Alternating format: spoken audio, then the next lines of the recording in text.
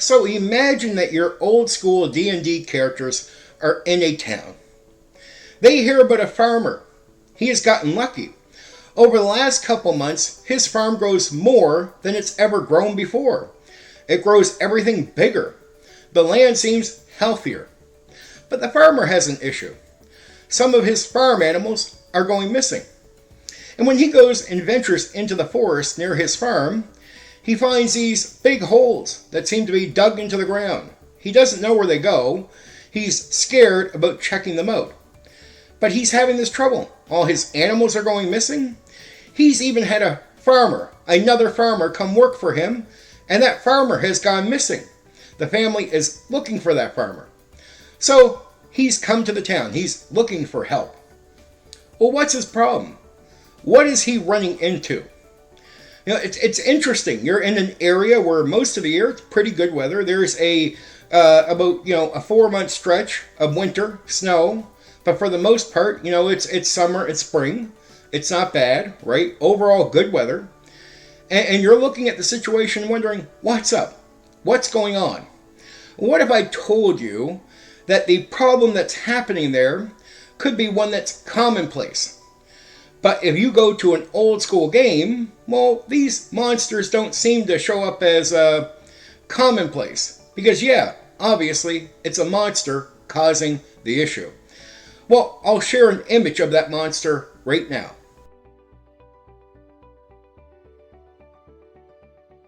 The Ink Hag. Well, it's one of my favorite monsters, right? You'll be traveling through a forest, and next thing you know, you're being drugged down into some hole out of nowhere, and you're getting dragged down by this big, you might say worm or snake type creature. Well, a lengthy body, but the thing has all these claws. It comes up, it's going to claw into you and try to drag you down. Well, there's other things going on inside of this creature like acid and whatnot, and these chemicals, these things that are happening in the holes that are being dug into the ground, well, they're helping the farmland. That's why the farmer's land is better. It's growing more. Everything is growing twice its size. Just imagine, you're playing a character, you're in a party of characters, and you're walking through the forest. You're on your way to another city. But somewhere in the forest, you can see this big hole dug into the ground. And you want to go investigate what's going on. Why is there a hole there? Next thing you know, you come over, and this thing is looking at your face, and then clawing out at you to drag you down. Even worse, say you defeat this enemy. Well, you went through all this trouble. What can you find? Almost nothing.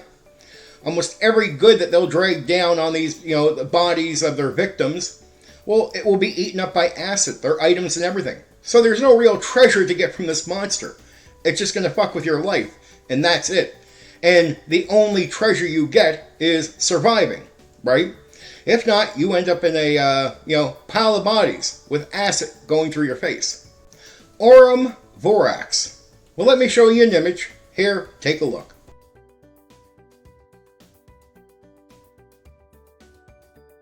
The golden badger that likes to live underground. Usually up around hills, near mountains. Right? If they feel that you're a threat to them or their kin, they will attack you. Right? They'll come up from underground and ambush you. But here's something you want to know about the golden badger. Guess what they eat? They eat gold. They like to be near gold. So if you encounter one, well, you're probably going to encounter some golden ore somewhere nearby. And here's another little secret. Their fur sells like gold would. If not for more. It's valued a lot. You could become rich just by running into one of these golden badgers, slaying it, and if you can skin it really well, you're going to get paid a fortune if you run into the right person. The desert is a very scary place. Imagine that you can run into a dragon that has no wings, right? This one, right here.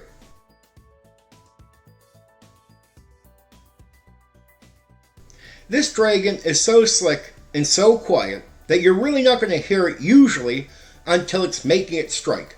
It's biting onto a victim. And as it bites down onto a victim, it's going to shoot a breath weapon out at the victim and all the other party members that are right in that area. Now, of course, you can try to save to resist some of the damage, but this is going to be a shocking moment.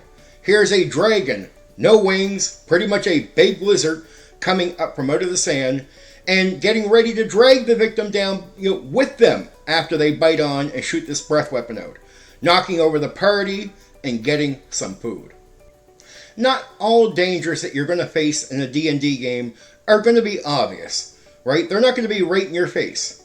And when you're walking around, you better be careful, because the world is a dangerous place. Well, the fantasy world that you'll find in a D&D game, right? Right below your feet can be the thing that wants to eat you, or thinks you want to eat it. Either way, it's going to turn you into a meal.